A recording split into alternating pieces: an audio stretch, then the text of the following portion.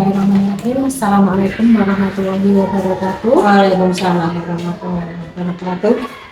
Terima kasih Ibu. Di sini saya bertugas untuk mewawancarai Ibu terkait pengambilan keputusan. Dan tentunya saya mewawancarai pada Ibu kepala sekolah sebelumnya. Saya akan perkenalkan terlebih dahulu Ibu. Nama saya Rolita Santi. Di sini saya calon guru penggerak angkatan 9. Dan selanjutnya saya meminta Ibu untuk memperkenalkan. Ya, terima kasih kepada Ibu Dewi selaku guru calon penggerak angkatan 9. Saya selaku atas nama Kustiani yang dituakan di SD Negeri di 1, di mana sebagai tempat bekerjanya Ibu Daya Lintas 1. Terima kasih Ibu. Di sini langsung saja kita ke pertanyaan yang pertama Ibu. Selama ini bagaimana Ibu dapat mengidentifikasi kasus-kasus yang merupakan dilema etika atau rujukan moral? Oh iya, terima kasih. Saya akan menjawab pertanyaan dari Ibu Daya Lintas 1.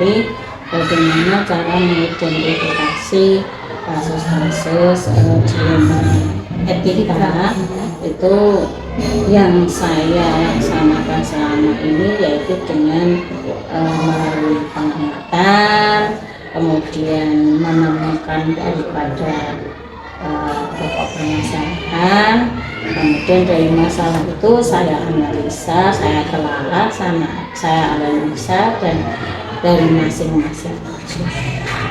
Terima kasih Ibu. Untuk selanjutnya, selama ini bagaimana Ibu menjalankan pengambilan keputusan di sekolah, terutama untuk kasus-kasus di mana ada dua kepentingan yang sama-sama benar atau sama-sama mengandung nilai kebajikan? Selama ini yang saya jalankan dalam cara mengambil keputusan, pertama saya lihat kasusnya.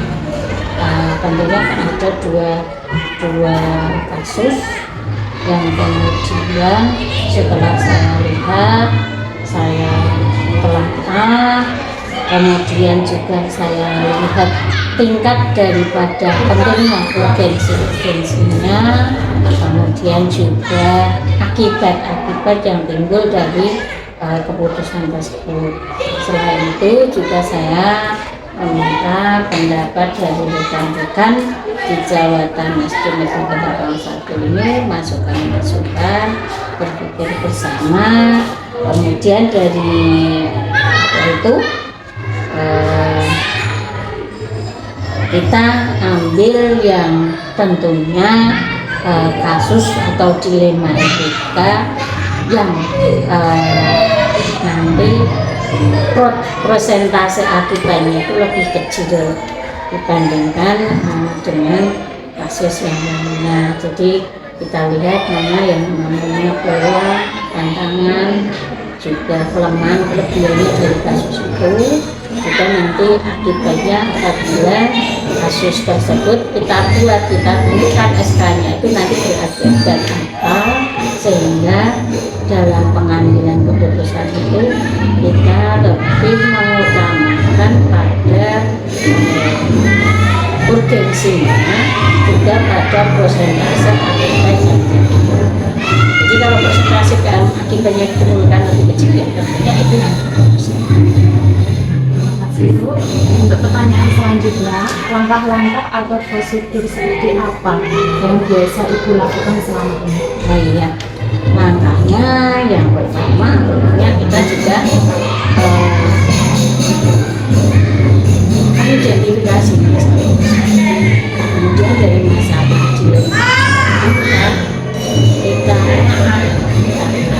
dari bentuknya kan terjadi kita ya permasalahannya, kita tentukan, kemudian kita lihat analisa permasalahannya, juga kita lihat tentukan apa kelebihan dan kekurangan jumlahnya seperti itu, sehingga baru nanti kita akan memilih risikonya yang lebih kecil. Selanjutnya itu hal-hal apa saja yang selama ini itu anggap efektif dalam pengambilan keputusan pada kasus dilema etika. Iya. Sebuah keputusan itu akan diambil nanti akan berakibat dua, berakibat ke arah positif juga berakibat ke arah negatif. Nah, itu adalah konsekuensi sebuah pengambilan keputusan.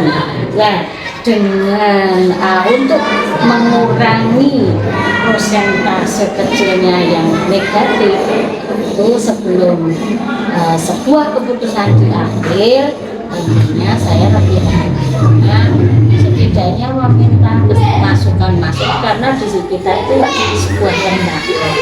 Jadi nanti ada itu namanya keputusan itu kan tidak yang menjalankan saya, tetapi ada yang lainnya.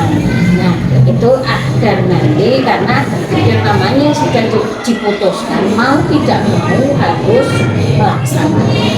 Nah, oleh sebab itu yang efektif ya saya tanyakan kepada rekan-rekan dulu, saya minta masukan baru nanti kita buat kayak sebuah kesepakatan.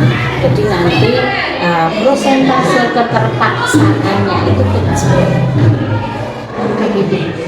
Terima kasih. Selanjutnya, hal-hal apa saja yang selama ini merupakan tantangan dalam pengambilan keputusan pada kasus-kasus dilema etika? Nah, seperti tadi pada sebelumnya sudah saya sampaikan, sebuah keputusan itu pasti ada akibatnya. Akibat yang positif itu baik, ada akibat yang negatif kadang-kadang yang lambat.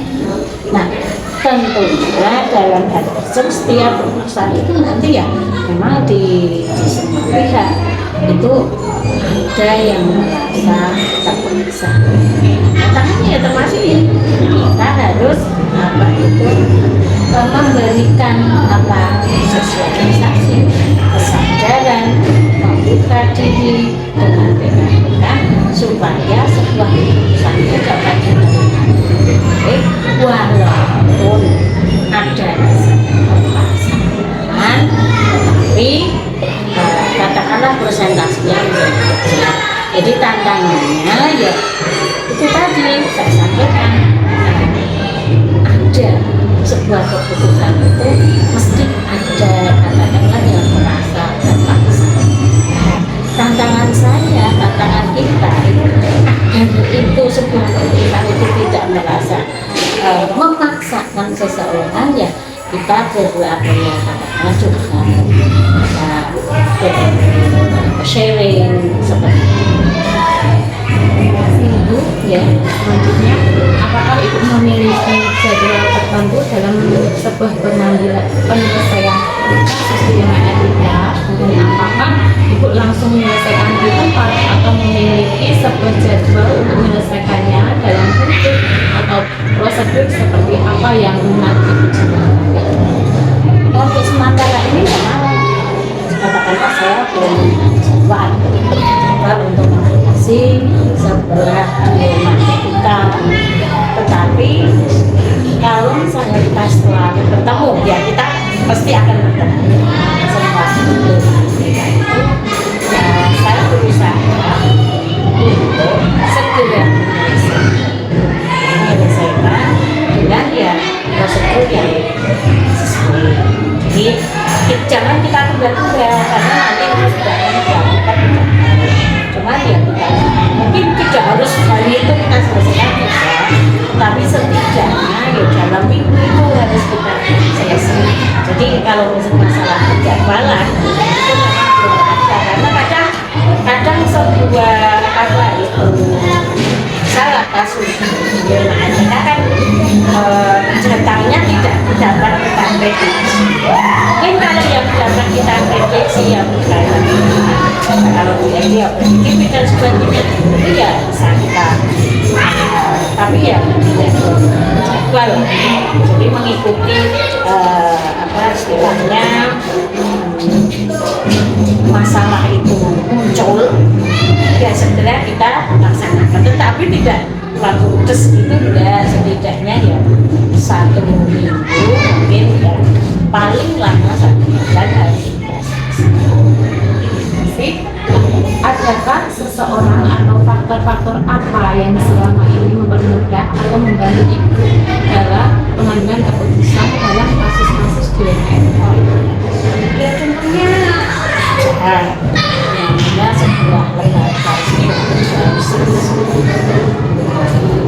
dan juga banyak orang, itu kan banyak pendapat, banyak masukan, ya memang ada yang pendapatnya itu ya katakanlah pilihan dapat membantu dalam saya memecahkan itu khusus dilema kita, tetapi saya juga harus tetap memegang di sini itu adalah sebuah organisasi, sebuah keluarga.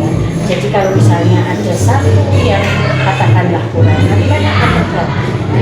Jadi semuanya sebenarnya semua orang di lingkungan lembaga ini berperan, cuman mungkin persentasenya berbeda. Ya ada yang berperan positif, tapi ada yang mungkin namanya orang pada saat itu mungkin moodnya kurang baik, ya kurang apa ya, katakanlah perhatian seperti itu. Tidak mungkin, namanya manusia itu makhluk sosial. Walaupun saya katakanlah penentu sebuah kebijakan di sini, tetapi saya adalah mengkaji karena saya berpikirnya bukan ini punya saya, tapi ini sebuah keluarga, sebuah lembaga. Terima kasih. Pertanyaan yang terakhir ini, nah, dari semua hal yang telah disampaikan Ibu tadi, pembelajaran apa yang sudah Ibu petik dan pengalaman apa yang Ibu ambil dari keputusan 5 etika? Yang pertama yang dapat saya ambil dari saya berusaha sabar dulu, karena kita itu bertemu dengan banyak orang.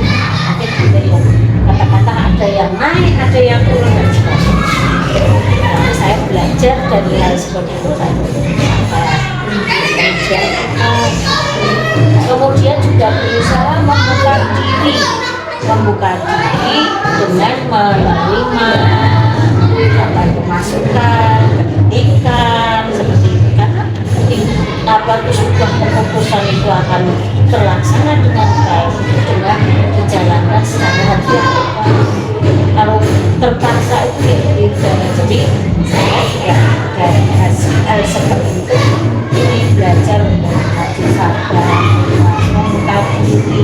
Saya akan berusaha sabar, menerima masukan, kritikan, juga saya menghargai atas semua yang diberikan, khususnya di organisasi.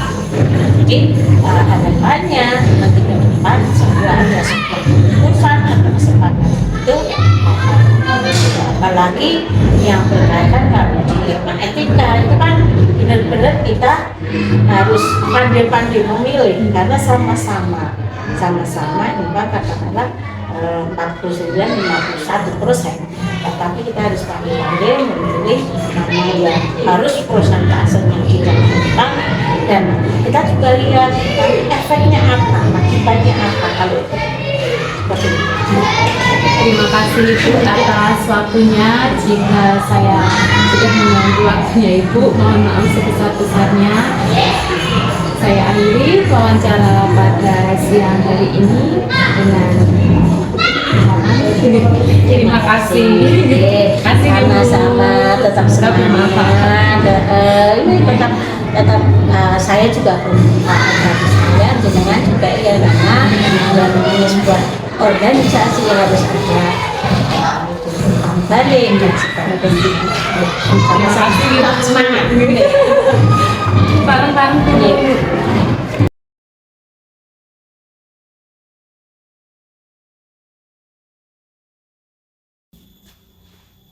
Assalamualaikum warahmatullahi wabarakatuh. Waalaikumsalam warahmatullahi wabarakatuh. Kenalkan Ibu, nama saya Dewi Santi. Di sini saya calon gubernur angkatan 9, yang dimana di sini saya mendapat tugas untuk mewawancarai Ibu terkait dengan pengambilan keputusan. Terima kasih kepada Mbak Lalita yang sudah memberikan kesempatan kepada saya untuk diwawancarai ataupun diminta keterangan kaitannya dengan pembelajaran CGP Bu Lolita. Terima kasih Bu, langsung saja. Untuk pertanyaan yang pertama, selama ini bagaimana Ibu dapat mengidentifikasi kasus-kasus yang merupakan dilema etika atau juga moral Ibu? Selama ini bagaimana cara saya ataupun melihat perbedaan di antara dilema etika dengan rujukan moral, di mana kita tahu bahwasanya dua hal tersebut adalah hal yang berbeda. Kalau dilema etika itu bagaimana kita bisa mengambil suatu keputusan yang kasusnya itu sama-sama benar, tetapi kita harus bisa mengutamakan terlebih dahulu mana yang harus kita ambil, kebijakan apa yang sekiranya lebih menguntungkan untuk kepentingan bersama atau kepentingan umum. Tetapi untuk rujukan moral itu dimana dua kasus, ada kasus yang benar dan ada yang salah, tentunya kita lebih mengutamakan kasus yang benar terlebih dahulu. Begitu menurut saya, Mbak Lolita. Baik, terima kasih Ibu. Pertanyaan yang kedua, selama ini bagaimana Ibu menjalankan pengambilan keputusan di sekolah Ibu, terutama untuk kasus-kasus di mana ada dua kepentingan yang sama-sama benar atau sama-sama mengandung nilai kebajikan? Begini. Kalau kita mencari atau memutuskan suatu kasus yang kebetulan itu sama-sama benar, tentunya kita pertama-tama banyak juga melakukan pertimbangan-pertimbangan dari berbagai sudut. Nah, setelah kita melakukan pertimbangan atau mencari solusi dari beberapa sudut, kemudian ada yang lebih utama ataupun ada yang lebih benar, maka itulah yang kita ambil terlebih dahulu. Begitu mungkin Mbak Lolita. Terima kasih Bu. Selanjutnya Ibu, langkah-langkah atau prosedur seperti apa yang biasa Ibu lakukan selama ini? Untuk menyelesaikan kasus-kasus tersebut itu biasanya kita mencari penyebab permasalahan dulu, kemudian mencari siapakah yang terlibat, kemudian menanyakan kepada orang lain terkait dengan kasus tersebut, sehingga nanti kita bisa tahu bagaimana untuk mensikapi hal tersebut, sehingga apa yang kita ambil itu tidak merugikan salah satu pihak. Menurut saya lebih ya.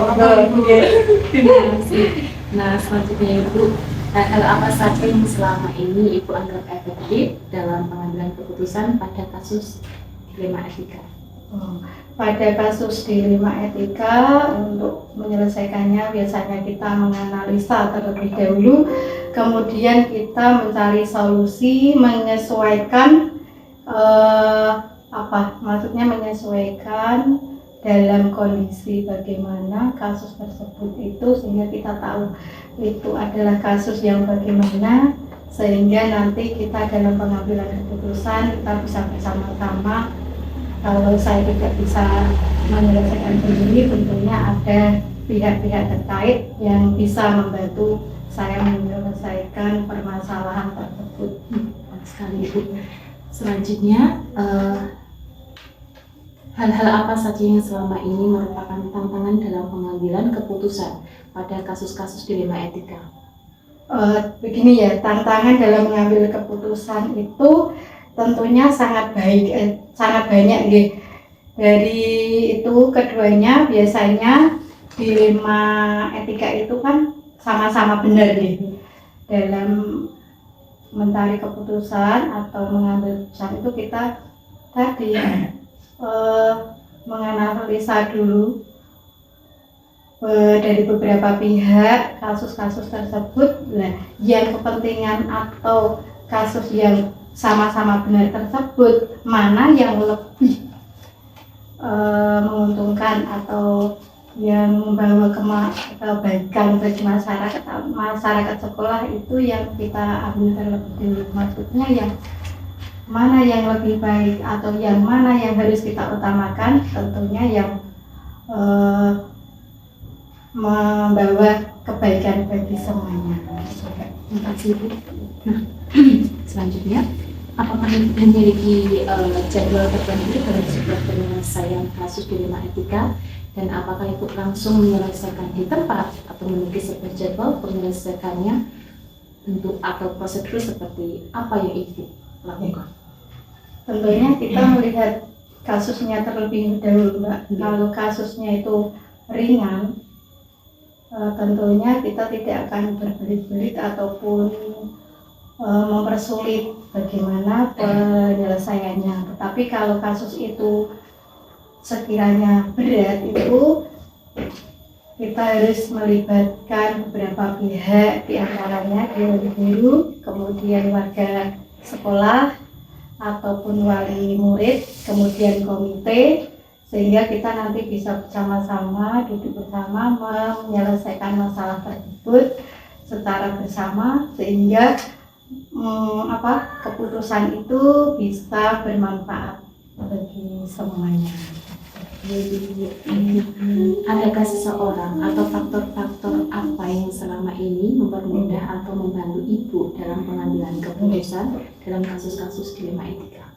Oke, terima kasih. Jadi adakah faktor ya ataupun orang ataupun siapa yang dapat atau membantu nih? Jadi tadi sudah saya sebutkan bahwasanya dalam pengambilan keputusan saya tidak bisa sendiri, tentunya dibantu oleh stakeholder atau warga masyarakat yang berpengaruh, terus komite ataupun juga dewan guru, terus semua warga yang mampu ataupun bisa menyelesaikan masalah tersebut kita rangkul bersama, sehingga nanti dapat menyelesaikan itu secara baik. Jadi semua hal yang telah disampaikan Ibu, pembelajaran apa yang dapat Ibu petik dan pengalaman Ibu dari pengalaman Ibu dengan mengambil keputusan dilema etika?